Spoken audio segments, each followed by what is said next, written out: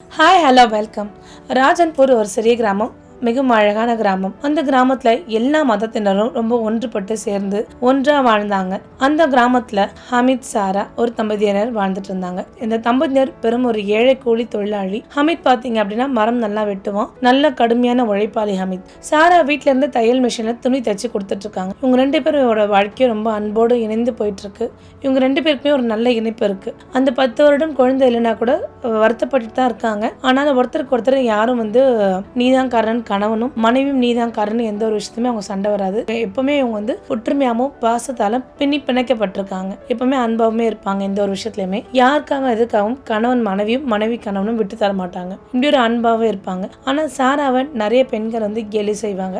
ஒரு பெரிய துரதிருஷ்டசாலி, அமித் தெரியாம கல்யாணம் பண்ணிட்டான், வந்ததுதான் இவனுக்கு வாழ்க்கையே போயிடுச்சு அப்படின்னு ரொம்ப கேலியே கிண்டலும் பேசுவாங்க. ஆனா சாரா எதுக்குமே பெருசா ரியாக்ட் பண்ணாம அமைதியாவே இருப்பான்.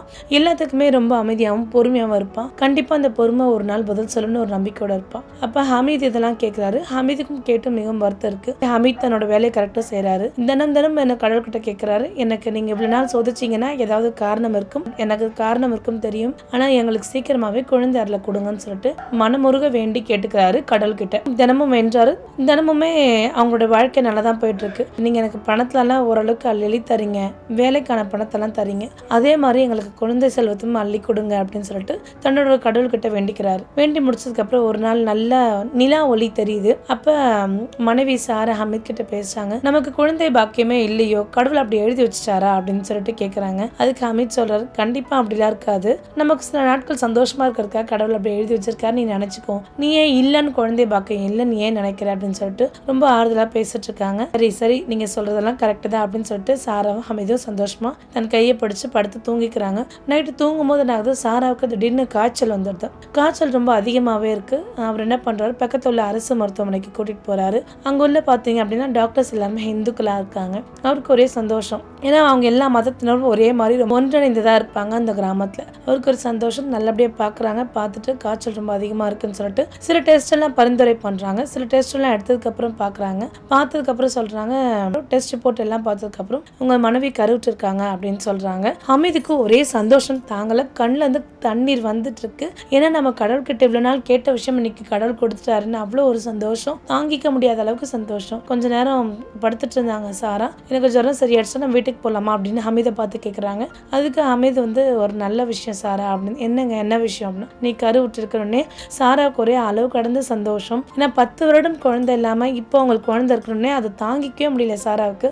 அந்த சந்தோஷம் ஒரு இணை புரியாத சந்தோஷமா இருக்கு கணவன் மனைவி 2 பேருக்குமே. அப்ப அவங்க பக்கத்துல இருக்க எல்லாருக்கிட்டையுமே இந்த நற்செய்தியை சொல்லிக்கிறாங்க. அந்த கேவலமா பேசுறவங்க எல்லாருமே சொல்றாங்க, கடவுள் உங்க எல்லாருமே மன்னிக்கணும்னு நான் பிரார்த்தனை பண்ணிக்கிறேன் அப்படின்றாங்க. அப்ப அதுல சில பெண்கள் என்ன சொல்றாங்க, இந்த குழந்தை இருக்குமோ இல்லையான்னு முதல்ல பார்க்கலாம், நீ போடி அப்படின்னு சொல்லிட்டு சொல்றாங்க. அவங்க அதை பத்தி பெருசா நினைச்சுக்காம கடவுள் இருக்காருன்னு சொல்லிட்டு நல்லபடியா பாத்துக்கிறாங்க. இப்படியே மாதங்கள் கிடக்குது. 9 மாதங்கள் அடைஞ்சிட்டாங்க. சாரா இந்துக்கள் கோயிலுக்கு போய் சாமி கும்பிட்டுட்டு வரும்போது ஒரு வயதான பெண்மணியை பாக்குறாங்க. அவங்கள பார்த்துதான் சாராவுக்கு ஒரு நல்ல நம்பிக்கை, நம்ம கடவுளே அந்த வயதான பெண்மணி சாராவை நல்லபடியா நீ பெற்றெடுப்ப குழந்தை அப்படின்னு ஆசீர்வாதம் பண்றாங்க. ஆசீர்வாதம் பண்ண உடனே சாராக்கு ஒரே சந்தோஷமா இருக்கு. ஒரு கடவுளே நமக்கு ஆசீர்வாதம் பண்ணிருக்காங்கன்னு ரொம்ப சந்தோஷப்படுறாங்க சாரா. இப்படியே நாட்கள் கடந்து போது 9 மாதங்கள் ஆயிடுது. ஆனா ஹமீத் என்ன பண்றான், தன்னுடைய மனைவியோட பிரசவத்துக்கான கூலி வேலை செஞ்சு வர பணத்தை அவனால முடிஞ்ச அளவுக்கு மிச்சப்படுத்தி வைக்கிறான் தன்னோட மனைவி பிரசவத்தை பாக்குறதுக்கு. அது மட்டும் இல்லாம கூட உள்ள நண்பர்கள்கிட்டயும் கொஞ்சம் பணம் வாங்கி வச்சுக்கிறான். ஏன்னா அவசர தேவைன்னா திடீர்னு போய் கேட்டா யாரும் தரமாட்டாங்கன்றதுக்காக. திடீர்னு ஒரு நாள் பிரசவ வலி வருது.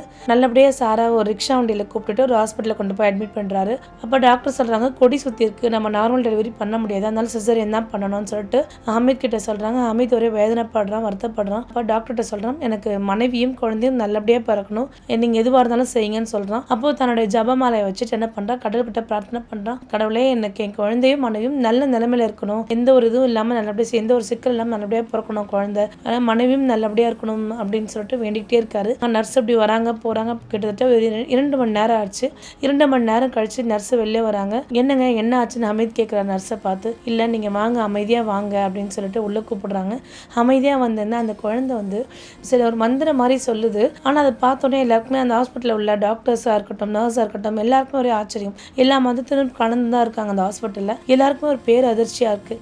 பிறந்த குழந்தை மந்திரம் சொல்லுதா அப்படின்னு சொல்கிற மாதிரி இருக்குது. ஒரு பெரிய அதிர்ச்சி விட்ட மாதிரி இருக்குது. ஹமீத் வந்து நல்லா சாமி கும்பிடுவார். அப்போ ஹமீதுக்கு அந்த குழந்தைய பார்த்தோன்னே ஒரே சந்தோஷம். ஹமீத் அந்த குழந்தைய தூக்கிட்டோன்னே ஒரு சில ஓசைகள் வருது அந்த குழந்தை வாயிலிருந்து. அந்த இது கடவுளோட மந்திரம் மாதிரி இருக்குது. எல்லாருக்குமே ஒரு அதிர்ச்சியாக இருக்குது. ஒரு சில பேர் இது நல்லதா கேட்டதான்னு தெரியாமல் யோசனை பண்ணுறாங்க. ஒரு சில பேர் நல்ல விஷயம் தான், ஏன்னா கடவுளோட மந்திரம் சொல்லுது அப்படின்னு சொல்லிட்டு ஒரு சில பேர் அந்த குழந்தைய ஆச்சரியமாக பார்க்குறாங்க. ஒரு சில பேர் இது மந்திரவாதி குழந்தை அப்படின்னு பார்க்குறாங்க. ஒரு சில பேர் இது ஆன்மீக குழந்தையா அப்படின்னு பார்த்துட்டு இருக்காங்க. இப்படியே போயிட்டு இருக்கு.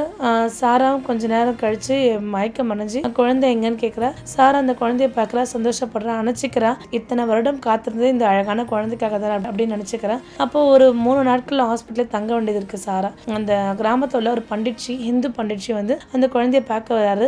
அந்த குழந்தைய தூக்குறாரு. அந்த குழந்தைய ஒரு வாய் ஓசையில் ஒரு சில மந்திரங்கள் சொல்லுவோன்னே, உனக்கு கடவுளால் ஆசீர்வதிக்கப்பட்ட குழந்தை பிறந்திருக்குன்னு சொல்லிட்டு இது சாராவையும் ஹமீதையும் அந்த பண்டிட்ஜி வாழ்த்து தெரிவிச்சுட்டு போறாரு. இப்படி என்ன ஆகுதுன்னா, ஒரு 10 நாள் கழிச்சு சாரா டிஸ்சார்ஜ் ஆகி வீட்டுக்கு வரா. வீட்டுக்கு வந்தோடனே ஊரெங்கும் இந்த மாதிரி இந்த குழந்தை ஓசை ஒலிக்குது, இது கடவுளோட ஞானத்தால் பிறந்த குழந்தை, இது கடவுளோட ஞானம் அதிகமா இருக்கு, கடவுளோட ஆசீர்வாதப்பட்டிருக்காங்கன்னு சொல்லிட்டு சொல்றாங்க. அந்த ஊர் மக்கள் எல்லாருமே வந்து அந்த குழந்தை ரொம்ப அதிர்ச்சியாகவும் ஆசையாகவும் வந்து பார்த்துட்டு போறாங்க. அப்போ அந்த ஊர்ல ஒரு ஜெயந்த்னு ஒருத்தர் இருக்காரு.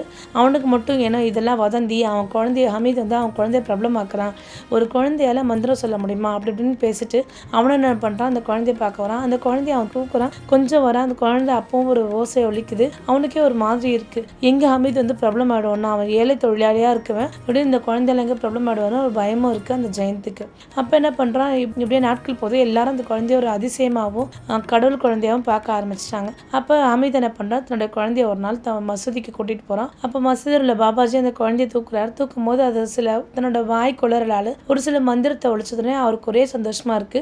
அல்லாஹ்வால நீ ஆசீர்வாதப்பட்டிருக்க, இப்படி ஒரு குழந்தை பிறக்கிறதுக்குன்னு ஒரே சந்தோஷப்படுறாங்க. இந்த குழந்தை இப்படி பிறந்ததால என்ன பண்றாங்க, மசூதி சார்பா அந்த ஊர் மக்கள் எல்லாருக்குமே சாப்பாடு போடுறாங்க. ஒரு சைடுல ஆட்டிறைச்சி பண்ண சாப்பாடும், ஒரு சைடுல காய்கறி சாப்பாடும் எல்லாருக்குமே சாப்பாடு போடுறாங்க. இப்படி சாப்பாடு போடும்போது என்ன பண்றாங்க, ஊர் மக்கள் எல்லாருமே வர சொல்றாங்க. இந்து முஸ்லீம் எல்லாருமே ஒன்னா சேர்ந்து இந்த விஷயத்தை நடத்துறாங்க. எல்லாம் நல்லபடியா போயிட்டே இருக்கு. அந்த குழந்தைக்கு ஒரு வயசு ஆகுது. அப்ப அந்த குழந்தைய சாராவுக்கு ஹாஸ்பிட்டல் பில் வந்து ஆகாஷ் சர்மான்னு ஒருத்தர் கட்டியிருப்பாரு. ஹமீது வந்து சாராவோட ஹாஸ்பிட்டல் பில் கட்ட போகும்போது அப்ப அவங்க வந்து சொன்னாங்க, சார் பில் ஏற்கனவே கட்டப்பட்டிருக்கு, எப்படிங்க அப்படின்னு சொல்லிட்டு ஹமீத் கேட்கிறாரு. ஆகாஷ் சர்மான்னு ஒருத்தர் வந்து கட்டிட்டு போறாரு அப்படின்னு.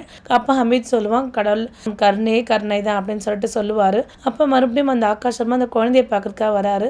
வரும்போது அவர் சொல்றாரு, நான் இந்த குழந்தைக்காக உதவி பண்ணேன், என்னுடைய தொழில் ரொம்ப சிறப்பா இருக்கு, நான் சாதாரண ஒரு தொழில் மட்டும்தான் பண்ணிட்டு இருந்தேன், ஆனா இப்ப ஒரு பெரிய தொழிற்சாலையை ஆரம்பிச்சிட்டேன், இந்த குழந்தையின் கருணையால தான் நான் எல்லாமே செஞ்சேன் அப்படின்னு சொல்லிட்டு ஆச்சரியமாவும் அதிசயமா வந்து குழந்தைய பார்த்துட்டு போறாங்க. குழந்தைக்கு இப்படியே வயசு ஆயிட்டே போயிட்டு இருக்கு.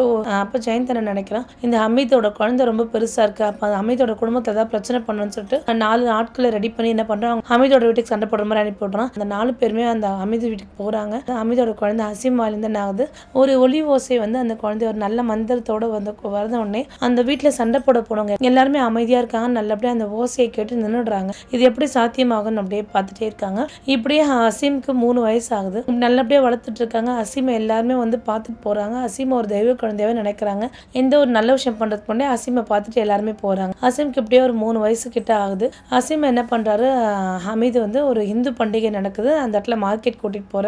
அந்த மார்க்கெட்ல பாத்தீங்கன்னா கூட்டம் ரொம்ப அதிகமாக இருக்கும். இந்து சாமியோட சிலைகள் மற்றும் பூக்கள், தின்பண்டங்கள் எல்லாமே விற்பாங்க அப்படின்னு சொல்லிட்டு ஹமீத் சொல்றாரு. சாரா சொல்றா, வேண்டாம், அந்த மார்க்கெட் ரொம்ப கூட்டமா இருக்கும், குழந்தைய கூட்டிட்டு போக வேண்டாம் அப்படின்றாங்க. ஜெயந்துக்கு வந்து ஹமீதை புகழ்ந்து பேசுறது பிடிக்காம என்ன பண்றான், அங்க ஒரு பிரச்சனை பண்ணலாம் அப்படின்னு சொல்லிட்டு பாக்குறான். அப்ப ஒரு 4 ஆட்கள் ரெடி பண்ணி பிரச்சனை பண்றான். பிரச்சனை பண்ணும்போது என்ன பண்றாரு, அங்க ஆகாஷ் சர்மா வராரு.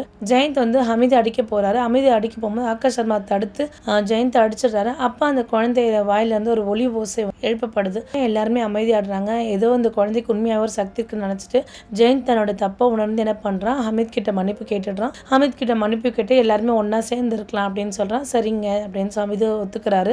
அன்று இரவு என்ன ஆச்சுன்னா, ஹசீமுக்கு காய்ச்சல் ரொம்ப அதிகமா இருக்கு. அடுத்த நாள் ஹாஸ்பிட்டல் போய் ஹசீம் அட்மிட் பண்றாங்க. ஹசீம் ஐசியூல வச்சிருக்காங்க.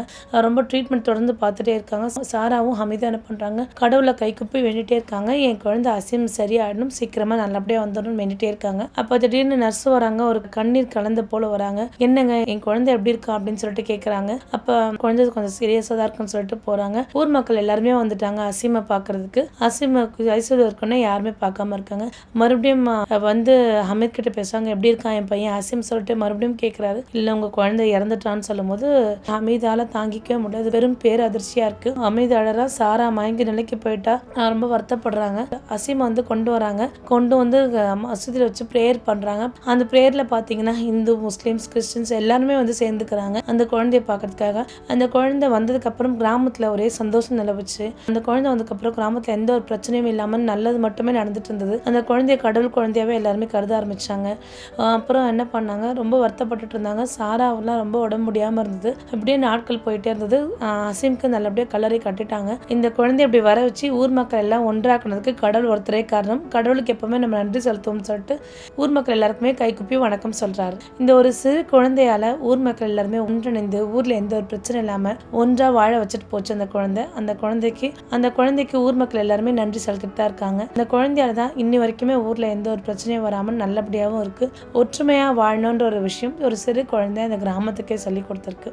மீண்டும் ஒரு நல்ல வீடியோவில் சந்திக்கிறேன். நன்றி, வணக்கம்.